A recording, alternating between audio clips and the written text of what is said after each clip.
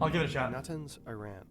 Here, buried 26 feet underground and shielded by 8-foot concrete walls, lies a top-secret uranium enrichment facility. At its core are rows upon rows of gas centrifuges. They are all interconnected by a maze of pipes. Gaseous uranium is pushed through the system in several stages. The centrifuges spin at dizzying speeds, which separates uranium isotopes based on their weight. The heavier atoms are gradually pushed towards the outer edges, while the lighter atoms concentrate in the center. That's the enrichment. When this enriched uranium is later split, enormous amounts of energy are released. Enriched uranium is the key ingredient to nuclear power plants, or to the deadliest weapon mankind has ever seen. Interesting, I didn't even know that. But lately, something's been off. In the past few weeks, centrifuges have been breaking down at an alarming rate. Sure, it's normal to replace them every now and then, but this level of failure is beyond anything the Iranian scientists can explain, especially since the control panels and system logs show nothing out of the ordinary. The nuclear engineers are baffled. Could their systems somehow have been sabotaged? Impossible. The facility is completely air-gapped, hermetically sealed off from the internet, and physically disconnected from the outside world. It's perfectly protected from foreign intelligence services like the CIA. There's no way that anybody could get into these systems, right?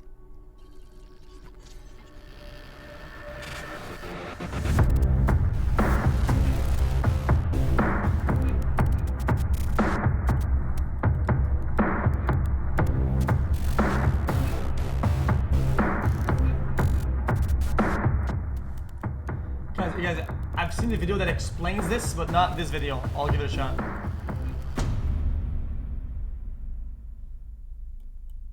This video is partly based on the great book Countdown to Zero Day. You'll find a link in the description. Sergey Ulysin and Oleg Kupriv work for a small cybersecurity firm in Minsk, Belarus. Right now, they're remotely troubleshooting some computers for an Iranian client.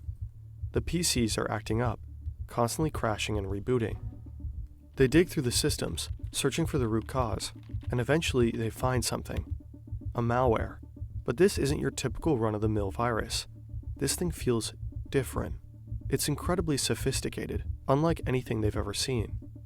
It appears to be exploiting a zero-day vulnerability. That's a previously unknown flaw in an operating system or software program.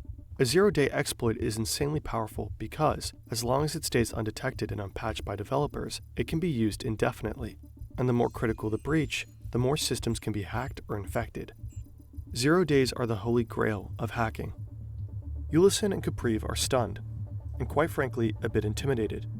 This was not the work of amateurs. Whatever they're looking at reeks of top-tier expertise.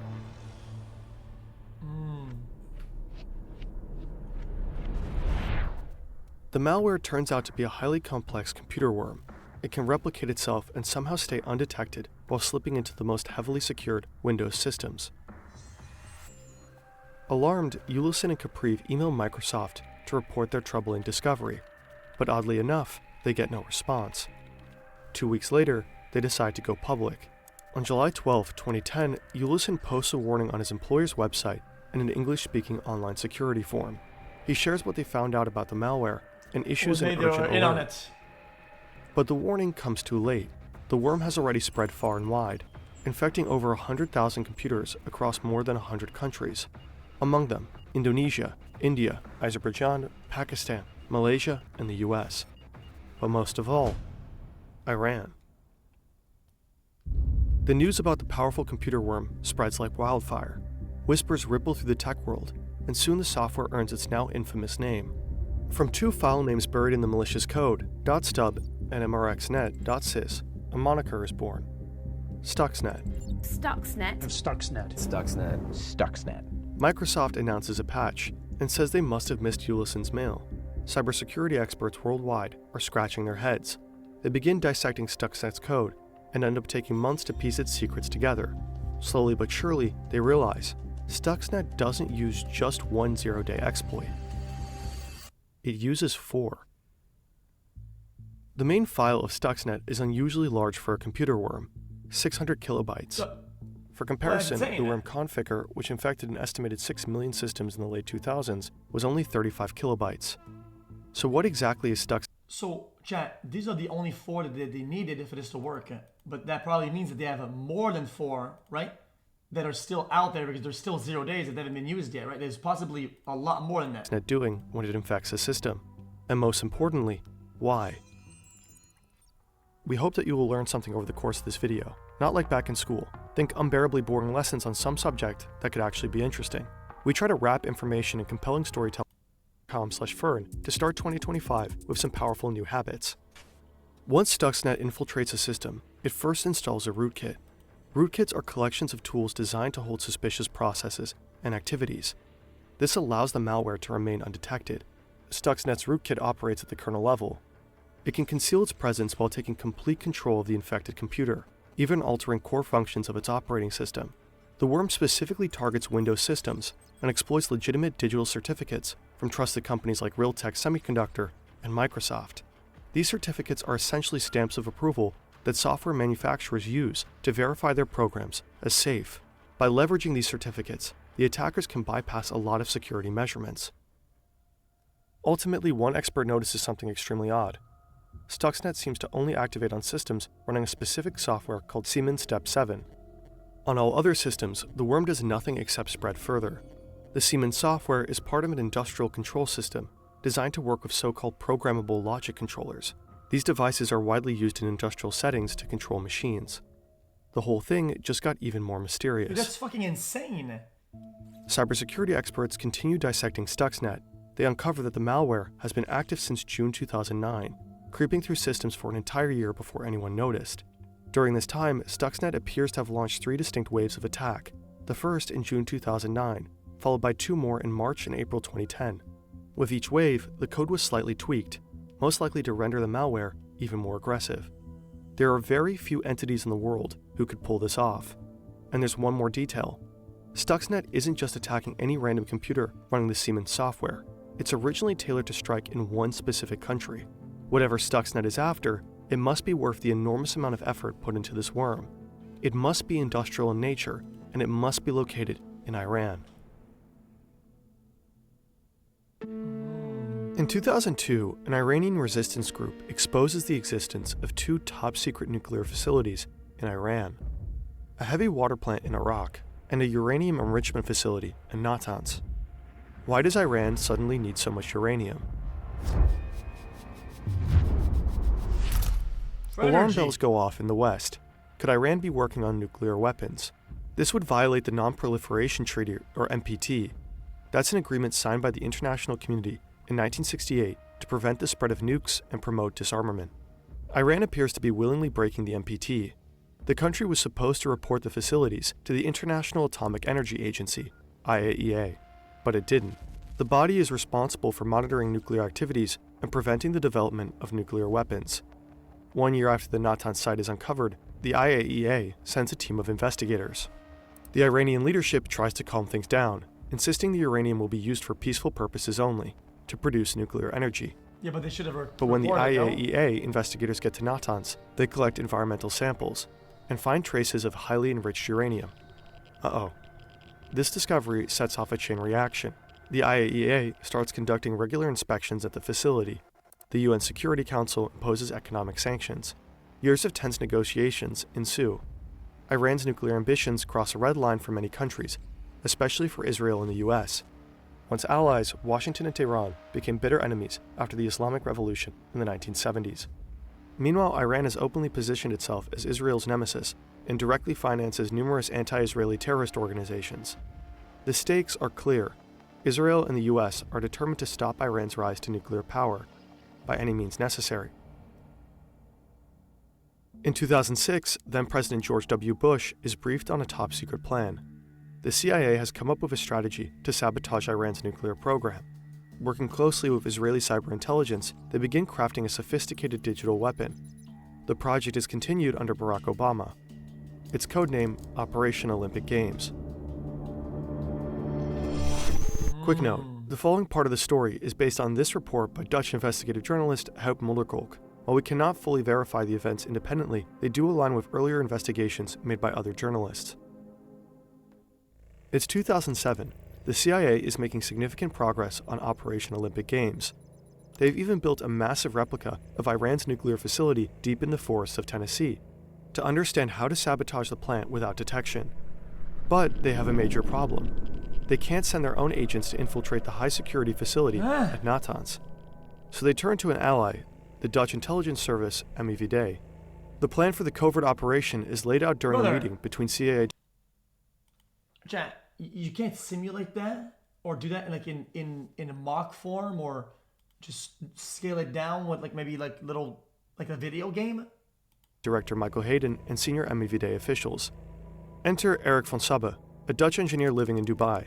He works there for... Brother, let's say you were to downscale it to an actual video game and you set the walking speeds to human and let's say the physical limitations all to human or whatever into your game. You can make the game, play the game, and infiltrate this. How good would that not be accurate to real life? Explain. For a transportation company.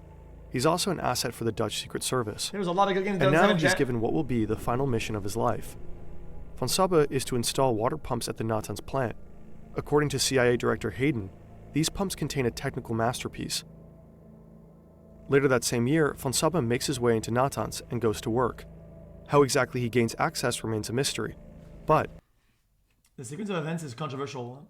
According to experts, it is not technically possible for Stuxnet to have injected into the nuclear plant via water pumps. To install water pumps, and now he's given what will be the final mission of his life. Von Sabbe is to install water pumps at the Natanz plant. According to CIA Director Hayden, these pumps contain a technical masterpiece. Later that same year, von Sabbe makes his way into Natanz and goes to work. How exactly he gains access remains a mystery, but he gets the job done. Von Sabbe successfully smuggles one of the most powerful cyber weapons ever created into a heavily secured and isolated underground nuclear facility. Oh, I get it. He did some fucky shit or something that they don't want to say or whatever. So they say that they're blaming it on the pumps as the more likely thing or whatever, but he did something. They probably had some guy on the inside, or maybe he's still on the inside, that slipped it in. 2 years later, in 2009, he dies tragically in a motorcycle accident in Dubai. There are no indications of foul play. Once Stuxnet is inside the systems at Natanz, the malware gets to work. But somehow it's not effective yet. Guys, motorcycle accidents are extremely common, and motor vehicle accidents in Dubai are extremely common. Both combined, yeah, this is probably very likely that it happened the way it did. The CIA doubles down, creating updated versions of Stuxnet in June 2009 and again in 2010. The iterations are faster, more aggressive, and capable of spreading across systems more efficiently, wreaking even greater havoc. This time, the US shifts tactics to get their weapons into the plant. They target 5 Iranian companies, specializing in industrial control systems. The updated Stuxnet worm uses those computers as a gateway to once again find its way into the Natanz facility. For weeks, the malware does nothing but observe, recording every detail of the usual routine. When it's finally ready to strike, it starts by sending fake signals to the control room. To the operators, everything looks perfectly normal. But behind the scenes, chaos unfolds. Stuxnet sabotages the centrifuges by taking control of their frequency converters, the systems that regulate motor speeds. Stuxnet starts altering the centrifuge's speeds. The frequency converters usually operate within a safe range of 807 to 1207 Hz. But Stuxnet pushes that frequency up to 1410 Hz and then slams it down to a near standstill at just 2 Hz, before stabilizing it briefly at a moderate 1064 Hz. And then the cycle starts all over again. This constant speeding up and slowing down causes extreme wear and tear. In total, Stuxnet is believed to have temporarily disabled at least 1,000 centrifuges at the Natanz plant. Estimates suggest that the malware has set back Iran's nuclear program by as much as 2 years. However, some experts are skeptical of that claim. They believe Iran's nuclear efforts were able to recover rather quickly from the attack. Yeah, I would assume. Either way, the goal seemed not to have been to destroy the program in one dramatic strike, but to slow it down and buy time. Stuxnet was never meant to escape the confines of the Iranian nuclear facility, but clearly something went wrong. The problem was most likely a bug in the code. Apparently, Stuxnet infected the computer of an engineer at Natanz. When that computer later connected to the internet outside the facility, the worm failed to recognize the change in the environment and began spreading worldwide. This global outbreak blew any chance of keeping the weapon under wraps. Given the scale and sophistication of the malware, it didn't take long for experts to suspect a state actor, most likely the United States and the CIA in particular. Leaks would soon back up those suspicions. A US general allegedly shared classified details with the New York Times. To this day, neither the US nor Israel have a... Chat, it'll be in other countries' best interest at this point, right? To just make their own operating system, right? Because Microsoft is an American-based company, right? But it's used worldwide. So if they use that little advantage gap thing or whatever, right? They could go anywhere. Officially admitted to having been involved in the development and use of the Stuxnet worm. No? Stuxnet marked a historic first, a digital weapon capable of physically destroying an industrial facility. Nothing like that had ever happened before, and to this day, no attack of such scale has been repeated, probably because operations like this require immense time and resources, with little guarantee of causing lasting damage. Well, also, it would have to mean that it's using 0 days that nobody knows about, whatever, and it could be dormant, no? In 2021, another suspected cyber attack hit Iran's nuclear facilities, allegedly orchestrated by Israel. But like Stuxnet, it failed to permanently derail Iran's nuclear ambitions. According to the US Secretary of State, Iran is now dangerously close to having enough material to build a nuclear weapon. Whether they will actually build one remains uncertain. Iran's newly elected president continues to claim the country has no interest in nuclear arms.